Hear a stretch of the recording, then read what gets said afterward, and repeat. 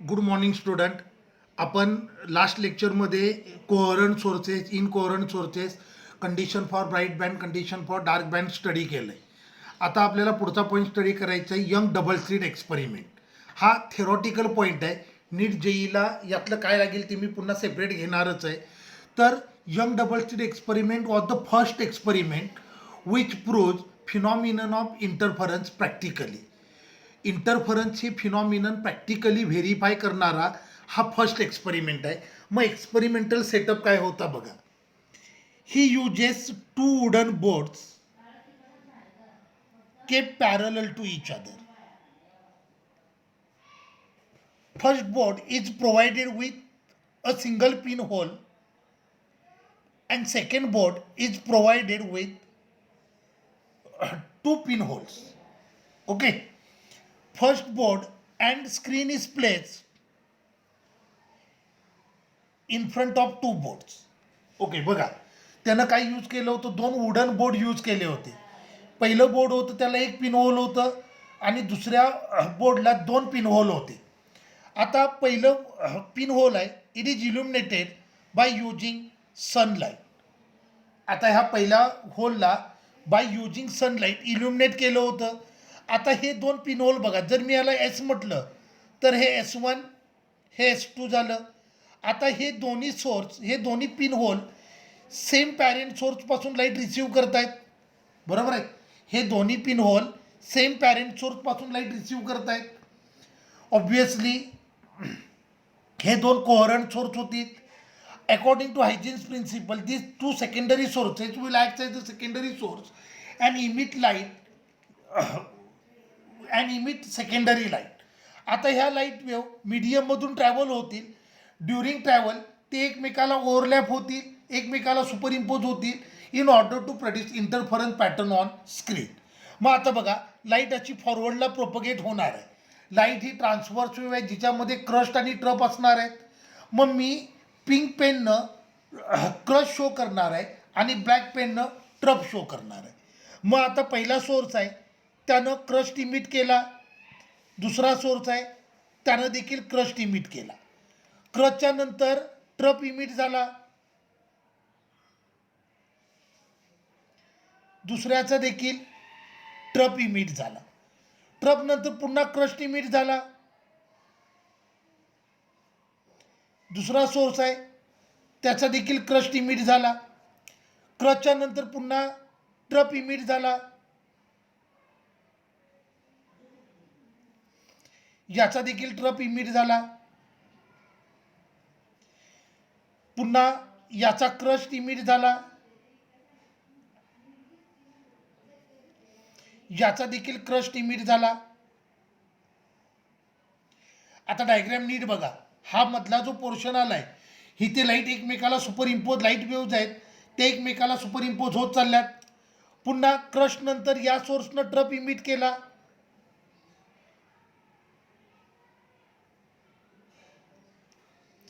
या सोर्सनं देखील trough emit केला. पुन्हा याचा ट्रप इमिट झाला,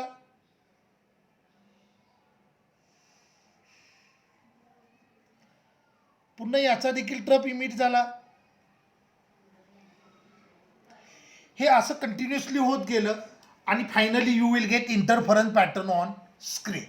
लक्षात आलं, एक्सपेरिमेंटल सेटअप लक्षात आला. ही use two wooden board kept parallel to each other. First board is provided with single pinhole. Second board is provided with two pinholes.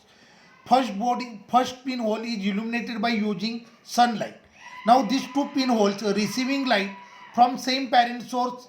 Obviously parent source same असेल तर लाईटची phase असेल, ती phase difference between to light wave तो either 0 तरी असेल किंवा constant तरी असेल. म्हणजे S1 आणि S2 हे दोन ॲक्ट झाले ॲज अ कोहरंट सोर्स. मग फॉरवर्डला लाईट प्रोपगेट होताना ती क्रस्ट आणि ट्रपच्या फॉर्ममध्ये प्रोपगेट झाले. मी क्रस्टला पिंक पेननं शो केलं आहे आणि ब्लॅक पेननं ट्रपला शो केलं आहे. आता बघा, लाईट ज्या वेळेला प्रोपगेट होत होती त्यावेळेला ती इंटरफिअर झाली आणि स्क्रीनवर तुम्हाला इंटरफरन्स पॅटर्न मिळाला. आता बघा, ज्या पॉईंटला क्रस्ट आणि क्रस्ट ओव्हरलॅप झाला आहे किंवा ट्रप आणि ट्रप ओव्हरलॅप झाला आहे तिथे वेव्ह सेम फेजमध्ये आहेत, बरोबर आहे ना. जिथे क्रस्टला क्रस्ट ओव्हरलॅप झालाय आणि ट्रपला ट्रप ओव्हरलॅप झालाय, ते पॉईंट सेम फेजमध्ये आहेत. याचा अर्थ तिथं कन्स्ट्रक्टिव्ह इंटरफरन्स फॉर्म झाला. As a result of this you will gate bright band. जिथे क्रस्ट आणि ट्रप ओव्हरलॅप झाले त्या पॉईंटला दोन वेव आउट ऑफ फेज असणार आहेत. You will get a dark band on screen. आता बघा या पॉईंट, हा पॉईंट इथे ट्रप आणि ट्रप ओव्हरलॅप झालाय, इथे क्रस्ट आणि क्रस्ट ओव्हरलॅप झालाय, इथे पुन्हा क्रस्ट आणि क्रस्ट ओव्हरलॅप झालाय, इथे ट्रप आणि ट्रप ओव्हरलॅप झालाय. बरोबर आहे. माझा डायग्राम विथ स्केल नाही आहे. हा पॉईंट स्क्रीनच्या सेंटरला आला, सो इथे फॉर्म झाला सेंट्रल मॅक्झिमा. बरोबर आहे. आता इथे बघा क्रस्ट आणि ट्रप, क्रस्ट आणि ट्रप, क्रस्ट आणि ट्रप, क्रस्ट आणि ट्रप, हा पॉईंट झाला फर्स्ट मिनिमा. तसंच इथे बघा क्रस्ट आणि ट्रप, क्रस्ट आणि ट्रप, क्रस्ट आणि ट्रप, क्रस्ट आणि ट्रप, हा पॉईंट आला फर्स्ट मिनिमा. लक्षात आलं. आता हा पॉईंट बघा, इथे क्रस्ट आणि क्रस्ट, क्रस्ट आणि क्रस्ट, ट्रप आणि ट्रप, हा झाला फर्स्ट मॅक्झिमा. इथे बघा क्रस्ट आणि क्रस्ट, क्रस्ट आणि क्रस्ट, ट्रप आणि ट्रप आणि ट्रप, इथं क्रस्ट आणि क्रस्ट, पुन्हा ट्रप अँड ट्रप, हा पॉईंट झाला फर्स्ट मिनिमा. तर लक्षात आलं. सेकंडरी वेव्ज आहेत म्हणजे दोन कोहरंट सोर्स आहेत. त्या कोहरंट सोर्सनी इमिट केलेली लाईट ज्या वेळेला स्क्रीनकडे ट्रॅव्हल झाली, लाईट वेव्ह एकमेका सुपरइम्पोज झाल्या. Due to superposition of this two wave you will get interference pattern on screen in which there are alternate bright and dark band. Clear झालं. आता यंगचा प्रॉब्लेम काय झाला होता बघा. त्यानं सनलाईट यूज केली होती. Sunlight is a polychromatic light ज्याच्यामध्ये 7 वेवलेंथ असतात. बरोबर आहे ना. Sunlight is a polychromatic light which contain 7 wavelength. So each individual wavelength of white light forms its own interference pattern. All interference pattern mix in each other. As a result of this, he obtained blurred and color interference pattern. यंगचा problem काय झाला होता लक्षात आलं. त्यानं sunlight use केली होती. सनलाईटमध्ये 7 wavelength आहेत. तर 7 वेवलेंथनी 7 वेवलेंथ आहेत, त्यातली प्रत्येक वेवलेंथनं तिचा इंडिव्हिज्युअल इंटरफरन्स पॅटर्न फॉर्म केला. हे सगळे इंटरफरन्स पॅटर्न एकमेकांमध्ये मिक्स झाले. त्यामुळं यंग्सनं जो ऑब्टेन केलेला इंटरफरन्स पॅटर्न होता तो कलर्ड होता आणि ब्लर होता. लक्षात आलं. मग नंतर त्यानं सनलाईटला रिप्लेस केलं by using monochromatic light and he obtain well defined sharp interference pattern. Clear झालं. आता हा एक्सपेरिमेंट अजूनही परफॉर्म करतात. आम्ही MSCला असताना हा एक्सपेरिमेंट होता. फक्त याचं प्रेझेंट स्टेटस काय आहे बघा. तर इथे सनलाईट होती, तिला रिप्लेस केले बाय युजिंग मोनोक्रोमॅटिक लाईट. आणि इथे जे पिनहोल आहेत त्याच्याऐवजी स्लिट यूज केलेले असतात. अशा स्लिट यूज केलेले असतात in order to obtain sharp and well define interference pattern. Clear झालं. यंग्स एक्सपेरिमेंट लक्षात आला. यंग्स एक्सपेरिमेंटमध्ये काय काय होतं बघा. त्यानं एक बोर्ड यूज केला होता. त्यानं 2 बोर्ड यूज केले होते. 2 boards are kept parallel to each other. First board is provided with 1 pin hole. Second board is provided with 2 equidistance pin hole. First pinhole is illuminated by using sunlight. These 2 pinholes receiving light from same parent source. याचा अर्थ हे 2 कोहरंट source आहेत. कोहरंट source emit light waves which travel towards screen. During this propagation, wave interfere with each other and we get interference pattern on screen. यंगचा problem काय झाला होता. त्यानं sunlight use केली होती. सनलाईट ही पॉलिक्रोमॅटिक लाईट आहे ज्याच्यामध्ये 7 वेवलेंथ असतात. तर 7 वेवलेंथ असल्यामुळं यंग एक्सपेरिमेंटमध्ये प्रॉब्लेम झाला होता की व्हाईट लाईटच्या 7 वेवलेंथनी त्यांचे इंडिव्हिज्युअल इंटरफरन्स पॅटर्न फॉर्म केले. हे सगळे इंटरफरन्स पॅटर्न एकमेकांमध्ये मिक्स झाले as a result of this he obtain coloured and blurred interference pattern. Okay, मग त्यानं पुन्हा काय केलं, सनलाईटला रिप्लेस केलं बाय युजिंग मोनोक्रोमॅटिक लाईट, म्हणजे सिंगल कलर असणारी light, for example red light किंवा blue light, green light, and he obtain well define interference pattern. हा एक्सपेरिमेंट सध्या देखील परफॉर्म करतात आणि याचं प्रेझेंट स्टेटस काय आहे, sunlight is replace by monochromatic light and instead of pin hole slits are use in order to obtain sharp and well define interference pattern. Clear झालं. Young एक्सपेरिमेंटची इम्पॉर्टन्स काय आहेत बघा. हा क्वेश्चन याच वर्षी 2 मार्क्ससाठी विचारलाय बोर्डला. तर पहिलं, this was the first experiment which explain phenomenon of interference practically. This was the first experiment which explain phenomenon of interference practically. Second, by using this experiment, one can measure wavelength of monochromatic light used.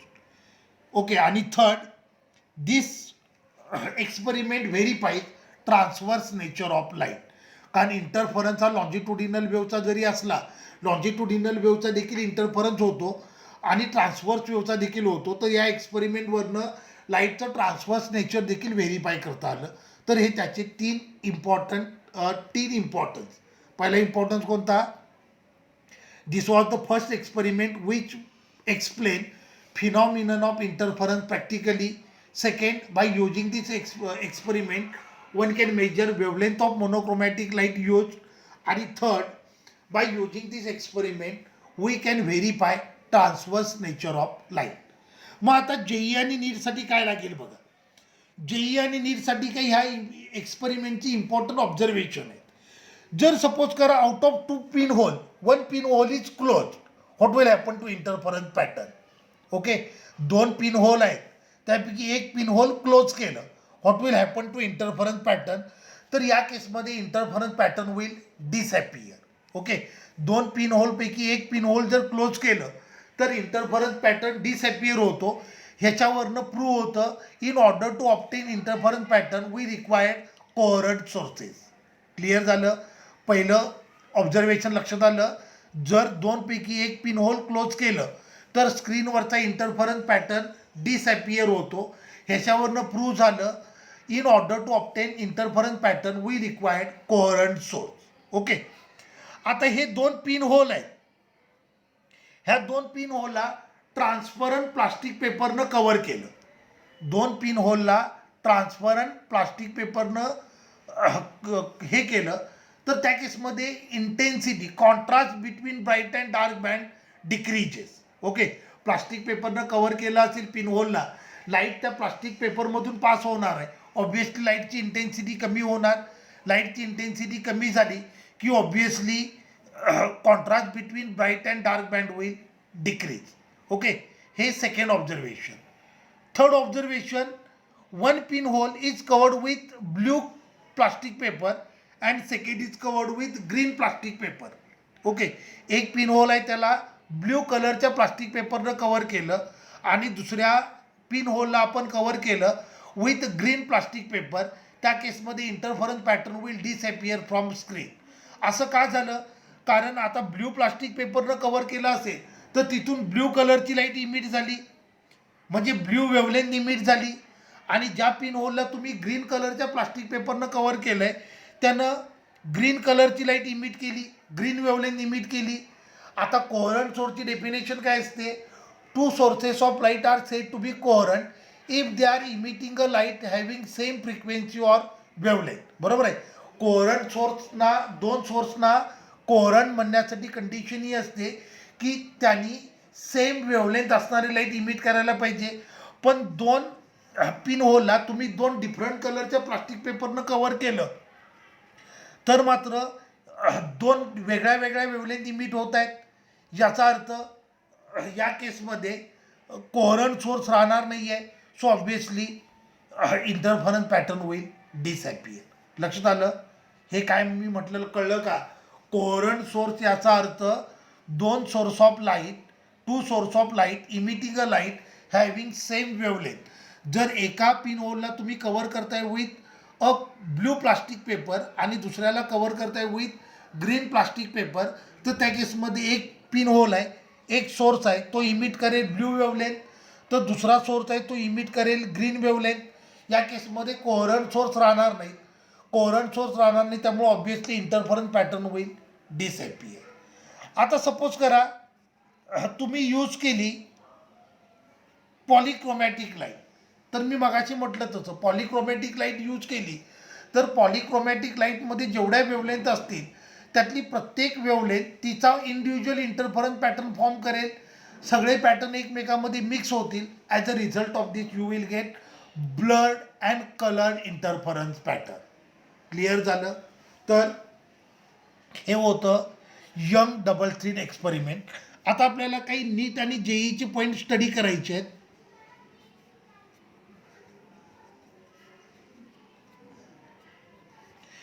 आता suppose करा दोन light wave आहेत ज्या मीडियममधून travel होत आहेत.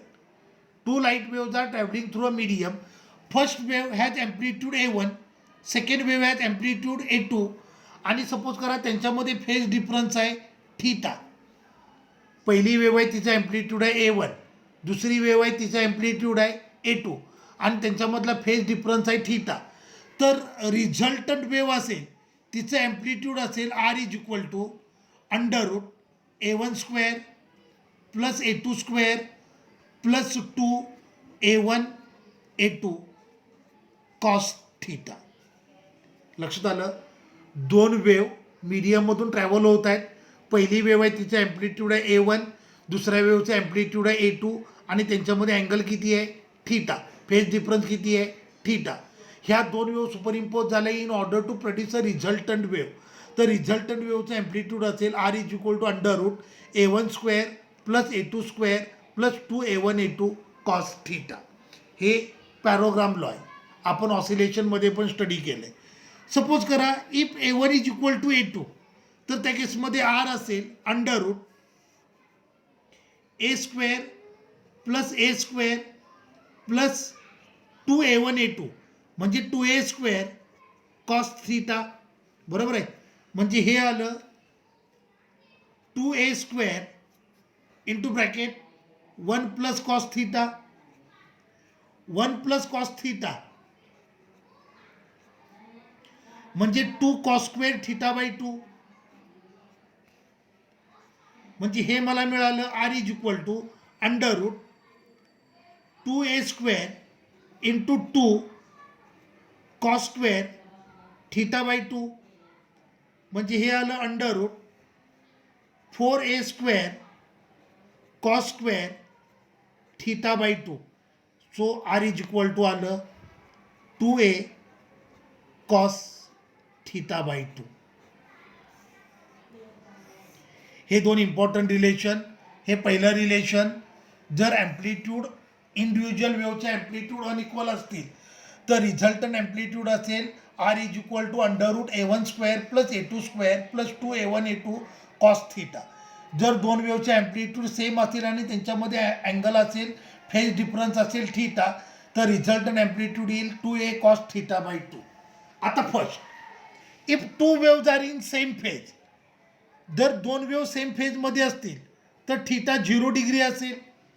मग त्या केसमध्ये R येईल under A1 square plus A2 square plus 2 A1 A2 cos 0. म्हणजे हे आलं under cos 0 is equal to 1 A1 square plus A2 square plus 2 A1 A2.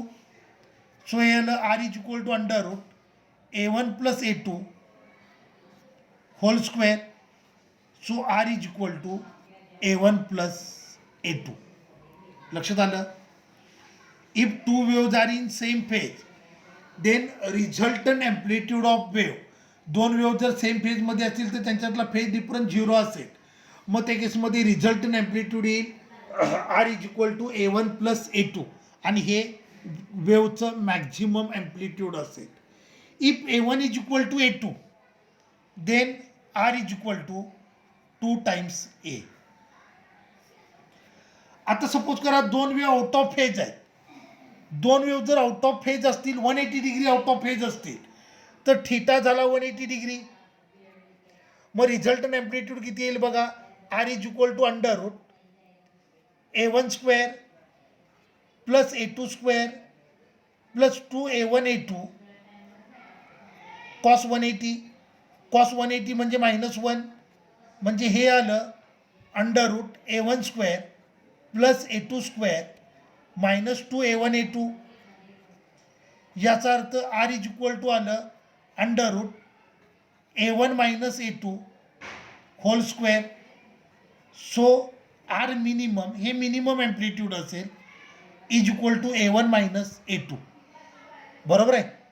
दोन वेवचं ॲम्प्लिट्यूड जर सेम असेल, if A1 is equal to A2, तर R is equal to येणार A minus A.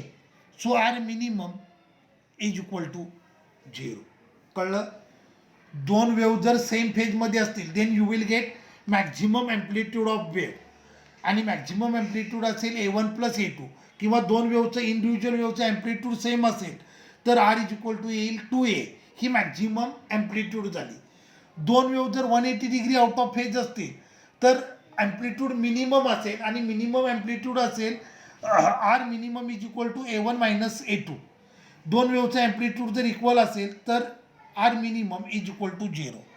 आता सपोज करा दोन वेवमधला फेज डिफरन्स आहे π/2, तर त्या केसमध्ये येणार R is equal to under root A1 square plus A2 square plus 2A1 A2 cos π/2. Cos π/2 0 झालं. So R is equal to आलं under root A1 square plus A2 square. If A1 is equal to A2, तर त्या केसमध्ये R असेल √2 times A. हे येणार A square plus A square, म्हणजे under route 2A square, म्हणजे √2A. ओके, कळलं. दोन वेव जर सुपरइम्पोज होत असतील तर रिझल्टंट ॲम्प्लिट्यूड येतं R is equal to under root A1 square plus A2 square plus 2A1 A2 cos theta. दोन वेवचं ॲम्प्लिट्यूड जर सेम असेल तर, आणि त्यांच्यामधला फेज डिफरन्स थिटा असेल, तर R is equal to 2A cos थिटा/2. दोन वेव जर सेम फेजमध्ये असतील then you will get maximum amplitude of wave, आणि आर मॅक्स असेल A1 प्लस A2. जर A1 is equal to A2 असेल तर R is equal to 2A. दोन वेव जर आउट ऑफ फेज असतील then you will get minimum amplitude of wave, आणि minimum amplitude असेल R minimum is equal to A1 minus A2. जर equal amplitude असेल तर R minimum is equal to 0. दोन वेवमधला phase difference जर π/2 असेल तर रिझल्टंट ॲम्प्लिट्यूड येईल √2A. क्लिअर झालं. आता बघा, intensity is directly proportional to square of amplitude. आता दोन वेव आहे, पहिल्या वेवची इंटेन्सिटी आहे I1, दुसऱ्या वेवची इंटेन्सिटी आहे I2, आणि त्यांच्यामध्ये फेज डिफरन्स आहे थिटा. दोन वेव आहेत, त्यांची इंटेन्सिटी किती आहे, पहिल्या वेवची इंटेन्सिटी आहे I1, दुसऱ्या वेवची इंटेन्सिटी आहे I2, आणि त्यांच्यातला फेज डिफरन्स आहे थिटा. देन रिझल्टंट इंटेन्सिटी येते I1 plus I2 plus 2 under root I1 I2 cos theta. Okay, दोन वेवमधले पहिल्या वेवचा ॲम्प्लिट्यूड आहे I1, दुसऱ्या वेवचा ॲम्प्लिट्यूड आहे पहिल्या वेवची इंटेन्सिटी आहे I1, दुसऱ्या वेवची इंटेन्सिटी आहे I2, आणि त्यांच्यामधला फेज डिफरन्स आहे थिटा. तर resultant intensity of wave R is equal to under root R is equal to I1 plus I2 plus 2 under root I1 I2 cos theta. हे मी कसं ऑब्टेन केलं आहे, तर हे रिलेशन यूज केलं आहे. R is directly proportional to A square. आरचा फॉर्म्युला काय आहे, R is equal to under root A1 square plus A2 square plus 2A1 A2 cos theta. बरोबर आहे. त्याच्यावरनं मी रिझल्टंट इंटेन्सिटीसाठी रिलेशन प्रूव्ह केलं. IR is equal to I1 plus I2 plus 2I1 I2 cos theta.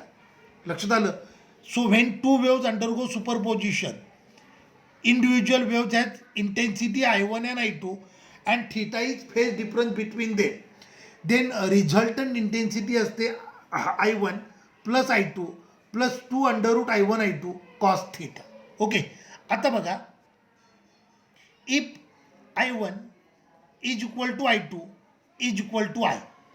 मग IR is equal to हे आलं I plus I plus 2 under root I into I cos theta, म्हणजे हे आलं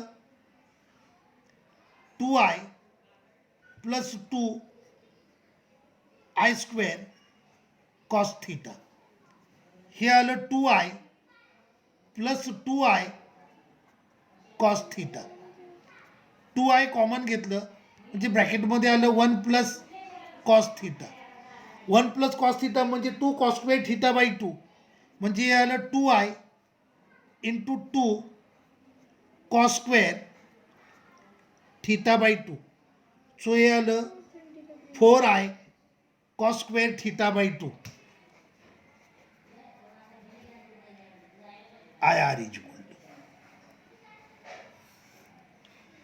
क्लिअर झालं? लक्षात आलं का?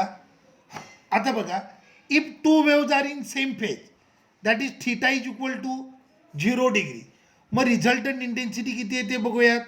हे आलं I1 plus I2 plus 2 under root I1 I2 cos 0. Cos 0 is equal to 1. So हे आलं I1 plus I2 plus 2 under root I1 I2.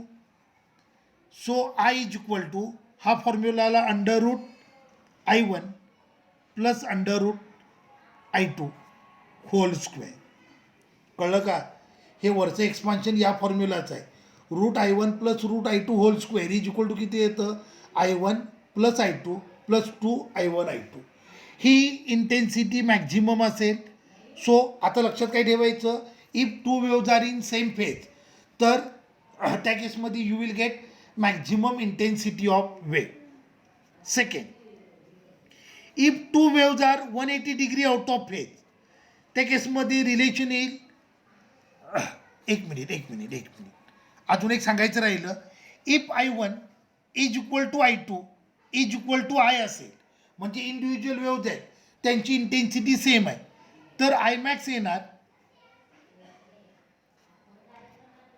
Route I plus root I whole square. बरोबर आहे? म्हणजे हे आलं 2 रूट I होल स्क्वेअर, म्हणजे हे किती आलं 4I. I max is equal to 4I. Clear झालं? दोन वेव्ह जर सेम फेजमध्ये असतील तर I मॅक्स किती येतं? Root I1 plus root I2 whole bracket square, आणि इंटेन्सिटी इक्वल असेल तर इंटेन्सिटी किती येते? 4I. आता two waves are 180 degree out of phase, त्या केसमध्ये रिझल्टंट इंटेन्सिटी किती येते बघा. I1 plus I2 plus 2 root I1 I2 cos 180. Cos 180 म्हणजे -1, म्हणजे हे आलं I1 plus I2 minus 2 under root I1 I2. So I minimum is equal to आलं route I1 minus root I2 whole bracket square. This is minimum intensity. लक्षात आलं? आता if I1 is equal to I2 is equal to I, तर त्या केसमध्ये I minimum is equal to किती असेल? 0. Third case, if phase difference between two wave is π/2 radian, तर त्या केसमध्ये रिझल्टंट इंटेन्सिटी येईल IR is equal to I1 plus I2 plus 2 under root I1 I2 cos 90. Cos 90 म्हणजे 0. So IR is equal to I1 plus I2. If I1 is equal to I2 is equal to I, तर I resultant आलं 2I. Clear झालं? हे खूप खूप important आहे. इंटेन्सिटीची relation लक्षात आले. दोन वेव्ह पहिल्या वेव्हची इंटेन्सिटी I1, दुसऱ्या वेव्हची इंटेन्सिटी I2 आणि त्यांच्यामध्ये अँगल आहे थीटा. तर रिझल्टंट इंटेन्सिटी किती असते? I1 plus I2 plus 2√I1 I2 cos theta. किंवा दोन वेव्हची इंटेन्सिटी जर सेम असेल आणि त्यांच्यामध्ये असेल आर्बिटरी अँगल थीटा, तर रिझल्टंट इंटेन्सिटी येते 4I cos square theta by 2. दोन वेव्ह जर सेम फेजमध्ये असतील then you will get maximum intensity of wave, आणि ती किती असेल? √I1 plus √I2 whole square. Intensity जर सेम असेल तर I max is equal to 4I. I minimum is equal to √I1 minus √I2 whole square जर theta 180 degree असेल तर, आणि इंटेन्सिटी इक्वल असेल तर I minimum is equal to 0. दोन वेव्हमधला फेज डिफरन्स जर π/2 रेडियन असेल तर रिझल्टंट इंटेन्सिटी येते I1 प्लस I2, आणि दोन वेव्हची इंटेन्सिटी सेम असेल तर इंटेन्सिटी येते 2I. आता लक्ष द्या, I max is equal to √I1 plus √I2 whole bracket square. यालाच तुम्ही ॲम्प्लिट्यूडच्या टर्ममध्ये असं पण लिहू शकता A1 plus A2 whole square. ही मॅक्झिमम इंटेन्सिटी झाली. I minimum is equal to √I1 minus √I2 whole square. यालाच तुम्ही ॲम्प्लिट्यूडच्या टर्ममध्ये A1 minus A2 whole square असं पण लिहू शकता. कळलं? मग आता I max upon I mean हा रेशो घेतो. हे आलं A1 plus A2 whole square divided by A1 minus A2 whole square. न्यूमरेटरमधून A1ला कॉमन घेतो म्हणजे हे आलं A1 square 1 plus A2 upon A1 whole square divided by हे आलं A1 स्क्वेअर कॉमन आलं 1 minus A2 upon A1 whole square. A2 upon A1 याला म्हणतात R is equal to amplitude ratio.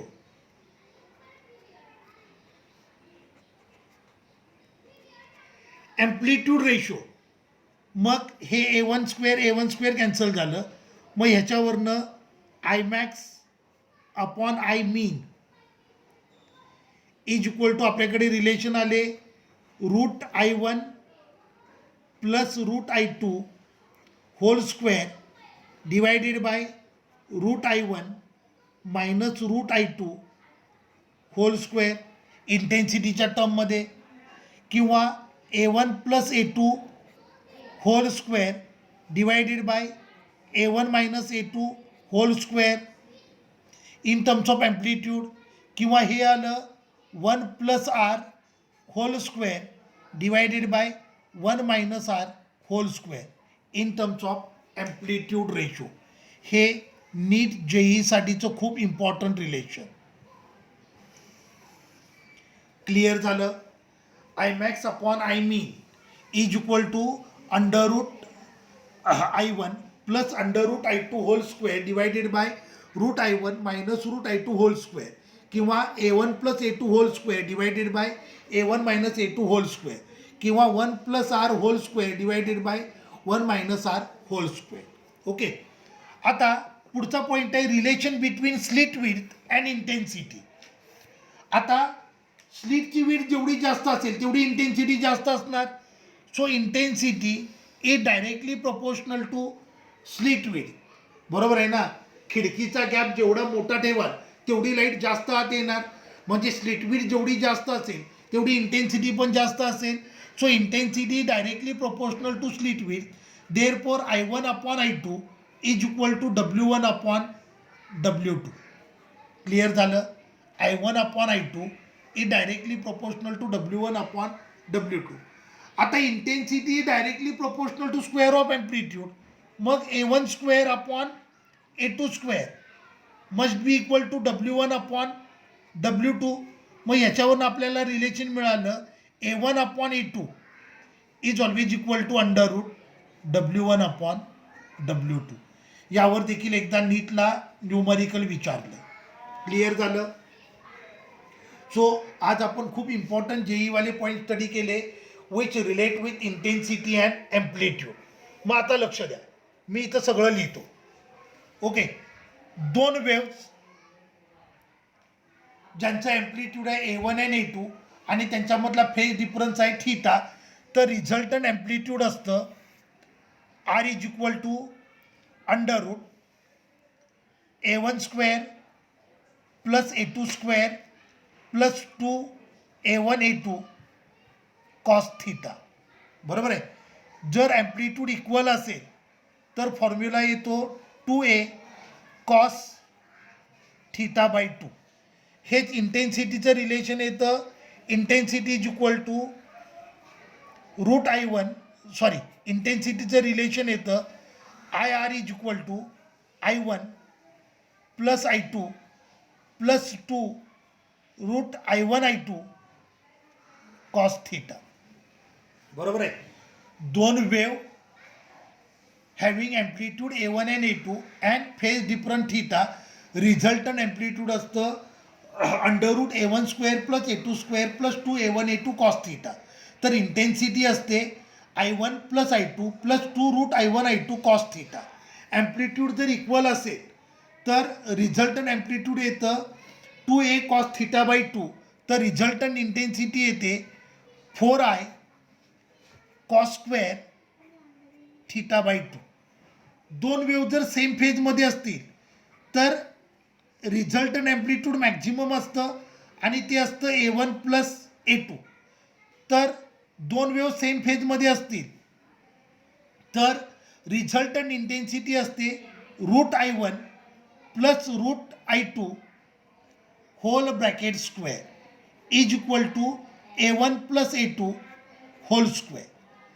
Amplitude जर इक्वल असेल तर R max is equal to येतं 2A, तर I max is equal to येतं 4I. बरोबर आहे.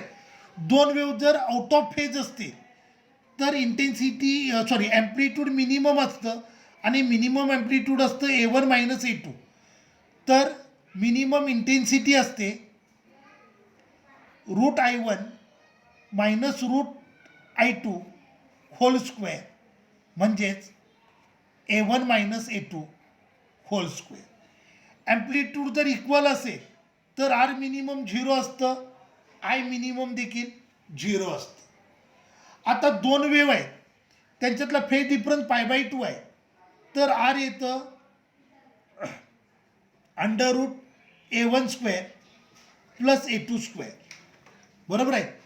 तर दोन वेवचं सेम फेजमध्ये असतं, दोन वेवमधला फेज डिफरन्स जर π/2 असेल तर इंटेन्सिटी येते I1 प्लस I2. दोन वेवचा ॲम्प्लिट्यूड इक्वल असेल आणि फेज डिफरन्स π/2 असेल तर रिझल्टंट ॲम्प्लिट्यूड येतं रूट 2A. तर रिझल्टंट इंटेन्सिटी येते 2I. तर हा टेबल आपल्यासाठी खूप इम्पॉर्टंट असेल. याशिवाय आपण ॲम्प्लिट्यूड रेशो पण स्टडी केला आहे. I max upon I min in terms of amplitude ratio किती असतं 1 plus R whole square divided by 1 minus R whole square. Okay. Intensity आणि स्लिट विड्थमधलं रिलेशन पण आपण स्टडी केलं आहे. इंटेन्सिटी आणि slit width, intensity directly proportional to slit width, therefore I1 upon I2 is equal to W1 upon W2. Intensity directly proportional to square of amplitude, त्याच्यावरनं ॲम्प्लिट्यूडचं relation आलं A1 upon A2 is equal to under root W1 upon W2. Clear झालं. आज आपण खूप important नीट आणि जेईवाले point discuss केलेत जे आपल्याला नीट जेई CET सॉल्व करताना कायम लागणार आहेत. लक्षात आलं. इंटेन्सिटीचे रिलेशन, ॲम्प्लिट्यूडचे रिलेशन. क्लिअर झालं. इंटेन्सिटीचे रिलेशन बघा, आपण 3 रिलेशन, आपण टोटल 5 रिलेशन स्टडी केले. दोन वेवचं ॲम्प्लिट्यूड I1 I2 आणि त्यांच्यातला फेज डिफरन्स थीटा. तर त्या केसमध्ये इंटेन्सिटी असेल IR is equal to I1 plus I2 plus 2 under root I1 I2 cos theta. आणि जर इंटेन्सिटी इक्वल असेल तर रिलेशन असेल 4I cos square theta by 2. दोन वेवमधला फेज डिफरन्स 0 असेल तर ॲम्प्लिट्यूड येतं R is equal to R is equal to A1 plus A2. तर इंटेन्सिटी असते root I1 plus root I2 whole square. कळलं. तसंच मिनिमम इंटेन्सिटी आपण स्टडी केलं. फेज डिफरन्स 90 असेल तर काय रिलेशन येतं ते देखील आपण स्टडी केलं. हे एकदा केअरफुली स्टडी करा, हे आपल्यासाठी खूप खूप इम्पॉर्टंट आहे. थांबूया.